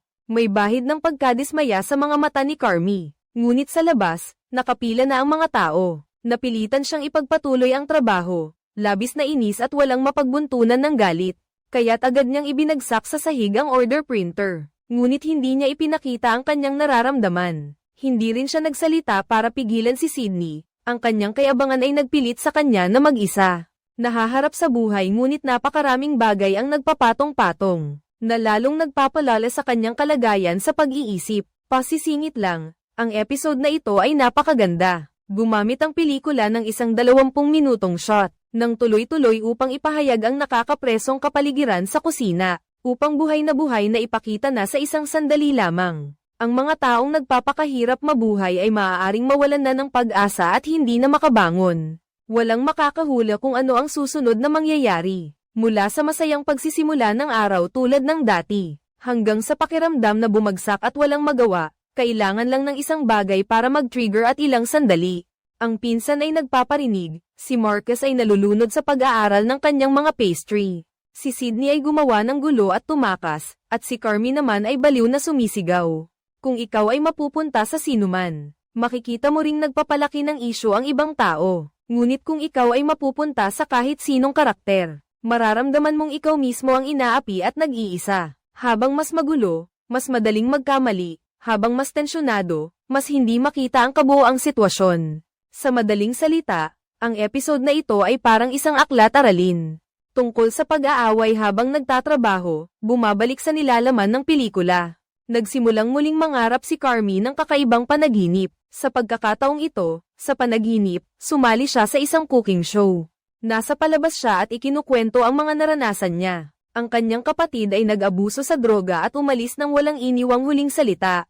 Ang tanging iniwan ng kanyang kapatid ay isang restaurant. Dati, ikaw ang pinakamahusay na chef sa buong Chicago. Ngayon, hindi mo may iwasang harapin ang kaguluhang iniwan ng iyong kapatid. Sa panaginip, naghahanda ka palang magluto nang biglang nawala ang karne ng baka. Mula sa dilim, narinig mo ang walang katapusang baliw na pagtawa. Para bang lahat ay naghihintay na pagtawanan ka kapag may nangyari sa iyo. Nakita mo na naman ang kasi ng umuusok, nakita mo na naman ang mabangis na itim na oso. Nasa tulay ka na naman, at nandoon pa rin ang itim na oso. Nagpatuloy ang pagtawa, at unti-unting lumaki ang iyong mga mata, pagkatapos ay lalo kang nawalan ng pag-asa. Sa sandaling iyon, tumunog ang telepono at agad siyang bumangon. Sa kanyang isipan ay naglitawan ng hindi mabilang na alaala ng pakikipagtalo kay Sydney at pagiging abala sa restaurant. Pagkatapos, may isang boses na lumitaw at nagsabing hindi siya nabibilang dito. Kailangan niyang pumunta sa mas magandang lugar, at talagang gusto niyang magpasiklab ng apoy para sunugin ang lahat. Sinubukan ni Carmi na kumalma at pumunta siya sa grupo ng suporta. Ngunit sa pagkakataong ito, hindi na siya nakaupo sa sulok. Sa halip, nagtipon siya ng lahat ng kanyang tapang at humarap sa lahat. Inilabas niya ang lihim na matagal na niyang itinatago sa kanyang puso. Ikukwento mo ang tungkol sa iyo at sa iyong nakatatandang kapatid noong nabubuhay pa kayo. Ang kapatid mong si Michael ay isang adik, ikaw naman ay isang chef. Dati, madalas kang magluto kasama si Michael. Ang pagluluto ay pareho ninyong libangan. Sa paglaki mo, malaki ang naitulong sa iyo ni Michael. Kapag natatakot ka, inaalo ka ni Michael at sinasabi sa iyo. Kaya mo yan, harapin mo lang. Si Michael ay maingay pero napaka-cute. Si Michael ang laging sentro ng atensyon sa maraming tao, samantalang si Carmi ay tahimik at walang masyadong kaibigan. Mahina ang mga marka sa pag-aaral, hindi magaling sa eskwela, at wala ring kasintahan. Wala namang masama sa loob ko, Michael ang pinakamatalik kong kaibigan. Binigyan niya ako ng maraming lakas, pero napakaliit lang ang alam ko sa buhay ni Michael. Hindi ko naiintindihan si Michael. Hindi ko nga alam na adik siya sa droga. Dahil hindi niya ako pinapasok sa kusina noon, nagalit ako at pumunta sa pinakamagandang restaurant sa bansa. Lalo akong gumaling sa trabaho, pero lalo akong nag-iisa sa buhay. Sa puntong ito, biglang namatay si Michael, hindi ko alam kung bakit biglaan. Si Carmi ang naging tagapagmana ng restaurant, at sinubukan niyang pagsikapan ang negosyo. Pero malala pa rin ang sitwasyon ng restaurant, at nasira ang relasyon ni Carmi at Michael. Nagiging bangungot na patuloy na gumugulo sa iyo. Marahil ang ibang tao ay hindi makapagbigay ng payo para sa iyong buhay, ngunit nang masabi ni Carmi ang lahat ng ito, naramdaman mong nabawasan ang iyong pasanin. Pagkaalis ni Sydney, si Carmi na ang namamahala sa lahat sa restaurant. Ngayong gabi, hindi magbebenta ang restaurant sa mga panlabas na customer. Dahil may nag-oorganisa ng bachelor party dito. Sa oras na ito, si Sydney ay nasa bahay. Si Marcus at Sydney ay nagpapahinga habang gumagawa ng mga pastry. Pagkaalis nila sa restaurant, hindi na kasing apurado ang oras nila tulad ng dati. Ngunit habang mas nagiging relax, mas lalong naiirita si Sydney. Dahil biglang nawala ang sandigan ng kanyang buhay. Nagsaliksik si Sydney ng bagong putahe, nag-uusap silang dalawa. Sinabi ni Sydney kay Marcus ang tungkol sa buhay niya noong kolehiyo. Noon, kakapasok niya lang sa Culinary Institute of America. Wala siyang alam, naiipit sa gitna ng kanyang mga kaibigan sa klase. Madalas din siyang nakakaramdam ng kawalan ng kumpiyansa. Noong bakasyon, bumili siya ng tiket papuntang New York. Ubusin mo lahat ng pera mo sa mga lugar na maiisip mo. Kainin mo lahat ng masasarap na pagkain para madagdagan ang karanasan mo bilang isang chef. At sa paglalakbay na iyon, ang pinakamasarap na pagkain na natikman niya ay ang niluto ni Carmi. Dati siyang nagtrabaho sa isang mamahaling restaurant. Ang trabaho niya noon ay maghiwa lang ng patatas. Kahit na ganoon kainip ang trabaho, nagtiyaga pa rin siya sa loob ng 8 buwan. Kinain ni Sydney ang donut na inihagis ni Marcus sa lupa at pinuri niya ito, sinabi niyang masarap ito. Pareho silang puno ng puot ng pag-usapan si Carmi, ngunit hindi nagbabalak umalis si Marcus. Plano niyang magpahinga muna bago bumalik sa restaurant. Ang mundo ng mga matatanda ay walang tama o mali. Maraming bagay ang kayang ayusin sa pamamagitan ng pananahimik. Sa puntong ito, gusto na sanang bumalik ni Sydney sa restaurant. Ngunit hindi pa niya naiisip ng lubusan ang pangarap niya na mabayaran lahat ng utang. Pagkatapos, magbubukas siya ng restaurant at magluluto ng masasarap na pagkain. Hinahangaan ni Marcus sina Sydney at Carmi. Pareho silang may kinang. Kahit na sa aspeto ng personalidad, talagang may problema si Carmi. Bilang isang chef, siya ay talagang napakahusay. Sa loob ng restaurant pagkatapos ng isang abalang araw, hinanap ni Tina si Carmi. Medyo nag-aalala siya para kay Carmi dahil napakaraming nangyari kamakailan. Nakausap ng dalawa ang kapatid ni Carmi. Hindi naman talaga inakala ni Tina na masamang tao si Michael. Mahal na mahal niya si Michael. Pagkatapos marinig ito, tila may iniisip si Carmi. Nagsimula na ang pagdiriwang. Sina Carmi at ang kanyang pinsan ay nasa labas lang nakatayo. Sa loob, masayang umiinom ang mga tao. Naghit-hit. Hindi maiwasang mapag-usapan nila Michael habang nasa labas sila. Alam ng lahat na adik si Michael. Si Carmi lang pala ang hindi nakakaalam. Magkaibigan kami ni Michael, nang mamatay siya. Parang may balakid sa puso ko na hindi ko malampasan. Habang nag-uusap kami, biglang may nag-aaway sa restaurant. Pumasok si Carmi at ang pinsan ko para pigilan sila, pero dahil sa sobrang lakas ng pagtulak, ay napahiga ng hindi gumagalaw ang kabilang panig sa sahig. Dinala ang kabilang panig sa emergency room habang ang pinsan ko ay dinala sa presinto. Naghihintay sa hatol ng tadhana kung sakaling hindi na ito magising pa. Ang pinsan ko ay kakasuhan ng attempted murder. Kinuha ng pinsan ko ang telepono ng presinto. Tinawagan ng dating asawa niya, hindi siya nagsalita sa pagkakataong ito. Hindi para maghatid ng masamang balita, kundi para batiin ang dating asawa at anak niya ng magandang gabi. Ang gabing iyon sa presinto ay talagang mahaba, buti na lang at hindi ganoon kasama ang kapalaran niya. Nagising ang biktima at pinalaya siya. Si Carmi ay naghintay sa bangko sa labas ng pasilyo buong gabi. Para mapalaya ang pinsan niya, ginamit ni Carmi ang lahat ng pondo para sa operasyon. Ang restaurant sa loob ng susunod na 2 linggo, labis na nahihiya ang pinsan ko. Mula sa kaibuturan ng kanyang puso, nagpasalamat siya kay Carmi. Ang pinsan ko, laging mainitan ng ulo at irritable. Bihira lang siyang maantig. Nang makabalik sila sa restaurant, tapos na ang handaan. Naiwan ang magulo at maruming restaurant, dumating na rin si Marquez para magtrabaho at tinutulungan na sila sa paglilinis. Si Carmi ang unang lumapit para humingi ng tawad, masaya siya na bumalik si Marquez. Nagtulungan silang lahat at mabilis na nalinis ang restaurant. Naaalala pa rin ni Tina na tanungin si Carmi kung kailan siya babalik para magtrabaho ulit. Hindi diretsyong sumagot si Carmi, sa halip ay sinabi niyang pansamantala niyang hahalinhan ang trabaho ni Sydney. Ngunit sa kaibuturan ng kanyang puso, umaasa siyang makakabalik si Sydney. Tila naubos na ang mga sangkap sa kusina, ngunit si Carmi ay gipit na wala ng pambili kahit ng kangkong.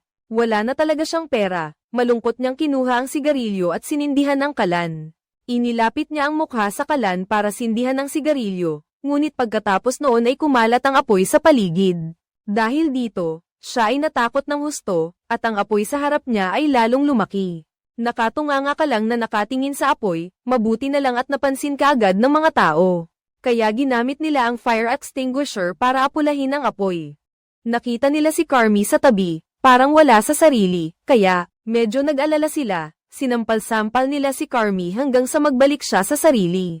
Si Carmi ay nag-isang nakaupo sa upuan para magpahinga, si Carmi ay parang wala sa sarili. Nakita nila na patuloy na bumabagsak si Carmi, hindi talaga nila kinaya, kaya kinuha niya ang sulat na dati niyang nakita na nakasiksik sa sulok. Alam niya na maraming nangyari, kahit pa gusto niya o hindi. Kailangan pa ring humarap sa hinaharap ang tao, ang mga pinagdaanan sa panahong ito. Ginawa siyang mas matanda ng husto, sa wakas ay nakatayo siya sa posisyon ng iba para mag-isip. Nang makita ang liham, labis na naantig si Carmi, hawak niya ang liham. Ngunit nag-atubili siyang buksan ito, umupo siya sa sulok ng dingding, tinitingnan ng pamilyar na sulat kamay. Pagkatapos, bago buksan ang liham, sa wakas ay nagtipon siya ng lakas ng loob para mag-text ng paumanhin kay Sydney. Pagkatapos, binuksan niya ang liham, at isa lamang ang nakasulat dito, "Mahal kita. Gawin mo ang gusto mong gawin," at ang pangungusap na ito ang nagpabagsak sa depensa sa puso ni Carmi. Palagi niyang sinisikap na maingat na itago ang kanyang kalungkutan. Ngunit sa sandaling ito, lahat ay sumabog palabas, nagmumura siya ngunit ang kanyang puso ay lubhang magulo. Sa likod ng liham tungkol sa kung paano lutuin ang pagkain para sa mga empleyado. Ngumiti siya habang tinitingnan ng liham, alam niyang siya ay minamahal. Nagpasya siyang gamitin ang recipe ng kanyang kapatid, para ihanda ang pagkain para sa mga empleyado ng restaurant, tulad ng dati. Nang ibuhos niya ang garapon ng tomato ketchup sa kaldero, nakakita si Carmi ng isang tumpok ng pera sa loob ng garapon. Ito ang perang iniwan ni Michael, isang sorpresa na inihanda ni Michael para kay Carmi. Pinakilos ni Carmi ang lahat para buksan ang mga garapon ng tomato ketchup. At talagang, may tumpok ng pera sa bawat garapon. Ito ang regalo ni Michael kay Carmi, at sa oras na ito, bumalik din si Sydney. Masaya ang lahat, agad siyang tinawag ng pinsan para buksan ang garapon ng tomato sauce. Para bang hindi nangyari ang lahat ng hindi magagandang bagay noon. Kapag may pera, may kapangyarihan kang gawin ang gusto mong gawin. Tiningnan ni Carmi ang lumang karatula sa labas, at agad niyang idinikit sa pinto ang anunsyo ng pagsasara. Ang perang iniwan ni Michael kay Carmi ay pagkakataong pumili muli. Ang panganib ng restaurant ay matagumpay na nalutas. Ang buhay ay uunlad din sa mas magandang direksyon. Kahit umalis na si Michael, nag-iwan siya kay Carmi, ng liwanag sa buhay, at sa wakas ay hindi na nagpumilit si Carmi sa pagkamatay ni Michael. Ang gawin ng anumang gusto niya ang prinsipyo na laging sinusunod ni Michael. Dapat din itong sundin ni Carmi, hindi lang sa buhay kundi pati na rin sa kamatayan. Para sa bagong restaurant, binigyan ito ni Carmi ng bagong pangalan. Ito ay The Bear. Ang kwentong ito ay napakasimple. Ang introduksyon ay isang pangungusap lamang, ang kwento ng isang batang chef mula sa isang fine dining restaurant, na bumalik sa Chicago para magpatakbo ng isang sandwich shop. Ngunit isang simpleng kwento na tulad nito, nakakuha muli ng 8.4 na puntos mula sa mga manonood at nakatanggap din ng nominasyon para sa pinakamahusay na musical comedy sa ika-80 Golden Globe Awards. At pinakamahusay na pangunahing aktor sa musical comedy. Tila nilamon nito ang Grammy Awards. Sa ika-75 na pagkakataon, nakuha nito ang lahat ng nominasyon. Nakaka-relate ba kayo sa kwentong ito? Ang pangunahing aktor na si Carmi mula episode 1 hanggang episode 8 ay halos walang anumang labis na ekspresyon sa kanyang mukha. Kahit anong harapin niya, kalmado at walang pakialam siya. Sa kanya, nararamdaman ko ang matinding pagkamuhi sa mundo. Lahat ng ginagawa niya, sinisikap niyang gawin ng pinakamahusay. Ngunit wala siyang anumang ambisyon sa buhay. Kahit ang pagnanais niyang maging mahusay sa pagpapatakbo ng restaurant, ay dahil lang sa pagiging matigas ng ulo na dulot ni Michael sa kanya. Si Carmi mismo ay walang pakialam sa anumang nasa paligid niya. Ang ganitong kalagayan ni Carmi ay katulad ng maraming kabataan, ngayon na hindi alam kung paano mamuhay ng maayos. Ang pakiramdam sa harap ng aking mga mata ay laging isang ulap, na parang walang sariling kagustuhang pumili, gumagawa ng walang emosyon, laging tinutulak ng momentum pasulong, palaging nabubuhay ng pasibo. Ang tanging paraan na maaari nating harapin ang mundong ito, ay maging pesimista ngunit walang mababago. Gayunpaman, hindi magbabago ang mundo dahil sa kalooban ng sinuman. Si Tina ay dating empleyado ng restaurant, isang mayabang na tao. Ngunit pinamumunuan ng bagong dating na batang si Sydney. Kahit hindi ka sumang-ayon, sinubukan mong lumaban, at dahil sa sobrang emosyonal, gumawa ka pa ng maraming maling bagay. Siguro hindi siya sapat na mabuti. Pero subukan nating ilagay ang ating sarili sa ganoong sitwasyon. Isang baguhang babae na bagong pasok sa trabaho ay biglang naging boss mo. Sino ang mananatiling mabuti? Si Carmi, bilang manager, ay binalewala ang kadiliman ng pagkatao. Kaya ang lahat ng nangyari ay inaasahan na. Si Sydney ay iba sa iba. Mayroon siyang sigla, mayroon siyang sigasig kahit na nabigo ang kanyang negosyo. Ngunit ang sigasig na mag-isip at kumilos ay nananatili pa rin. Kung si Carmi ay si Squidward, si Sydney ay isang masiglang malikot na espongha. Dumating siya sa restaurant at nagdala ng bagong sigla dito. Ngunit masyado siyang naghahangad ng resulta, masyadong sabik na makamit ang tagumpay at kulang sa karanasan. Kaya sa simula, sinalungat siya ng lahat, ngunit ito ang mga pagsubok na kailangan niyang pagdaanan. At ito rin ang landas na kailangang tahakin ng lahat ng kabataan. Ang pinakamalinaw na katangian ng pinsan. Siya ay isang tipikal na taong mahilig sa luma, ayaw ng reforma, at takot sa pagbabago. Gusto lang umasa sa pamilyar na formula para magpatuloy. Ngunit ang panahon ay patuloy na nagbabago, lalo na sa panahong ipinalabas ang pelikulang ito. Magkakaroon ng karagdagang pambabatikos sa 2022. Ito ang panahon ng pandemya ng COVID. Ang buong mundo ay nasa ilalim ng malaking pagbabago. Mayroon bang sino man ang mananatiling payapa, mag-isa, at hindi magbabago? Sa pelikula, sa bawat araw na bukas ang restaurant, tila mapupuno ito ng mga problema. Ang mga tao ay patuloy na nag-aaway, ang pinsan ay parang pabigat. Palagi na lang may ginagawang gulo o naghahanda na gumawa ng gulo. Ngunit ang buhay mismo ay isang proseso ng patuloy na pagkakaroon ng problema. At paglutas ng mga problema, ang mga taong nagmamahal sa luma ang pinakamapagpahalaga sa damdamin. Kung titingnan mong mabuti, ang pinsan ko ay laging nakasuot ng damit na may logo ng restaurant, bawat episode ay iba-iba. Siya lang ang nag-iisang tao sa tindahan ang gumagawa niyan. At may isa pa, si Michael sa alaala ni Carmi. Marahil ang pinsan ko ay laging nakasuot ng damit na may logo. Hindi lang ito ang pagkahumaling mo sa restaurant, kundi pati na rin ang pangungulila mo sa huling kaibigan mo, Carmi. Talagang napaka-independent mo, pero kailangan mo rin minsan ng iba. Ang relasyon mo sa ibang tao sa restaurant, Mula sa pag-aaway sa simula hanggang sa pag-uupuan ninyong magkakasama sa huli para kumain. Ang siyang pinakamagandang halimbawa ng relasyon ng tao sa tao. Mag-isa ka man ay mas mabilis kang makakarating, pero ang isang grupo ng tao ay mas malayo ang mararating. Ang recipe para sa mga empleyado sa dulo ng pelikula ang siyang twist. Nagpabago at nagpasigla sa ipinapahayag ng pelikula. Binuksan ni Carmi ang liham at nakita ang nakasulat na mahal kita. Ako rin, sa harap ng screen, ay umiyak kasabay mo. Gaano man kahirap ang sitwasyon noon. Ang pag-ibig ay ang pinakamahusay na gamot na nagpapagaling sa lahat. Na iniwan ng kapatid ni Carmi sa huling sandali ng kanyang buhay para kay Carmi. Isang sorpresa sa kamatis na gagamitin sa pagluluto para sa mga empleyado. Nandito ang perang iniwan ng kapatid para kay Carmi. Mukhang pera na biglang dumating mula sa langit. Ngunit sa katunayan, matagal na itong inihanda. Pinakamahusay na uri ng pasta. Mababang halaga ng tomato sauce, ngunit patuloy na ginagamit.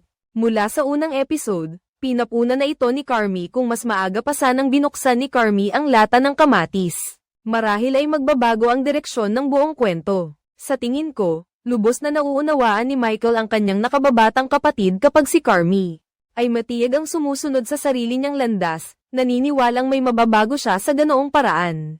Pagkatapos niyang pagdaanan ang lahat ng pagsubok para sa sarili niya. At mararamdaman mo kung ano ang pakiramdam ng pagiging pagod na inayos. Makikita mo kung gaano kahalaga ang pwesto ni Carmi sa puso ni Michael. Hindi na kailangang sabihin, sa katunayan, ginagamit lang ni Michael ang sarili niyang paraan para ipahayag ang pagmamahal niya kay Carmi kahit hindi ito naiintindihan ni Carmi. At ang kwento ng The Bear Restaurant ay magsisimula sa sandaling ito. Buksan ang kurtina, sabay nating hintayin ang season 2 ng pelikula. Salamat sa inyong pagsubaybay. Paalam at magkita-kita tayong muli.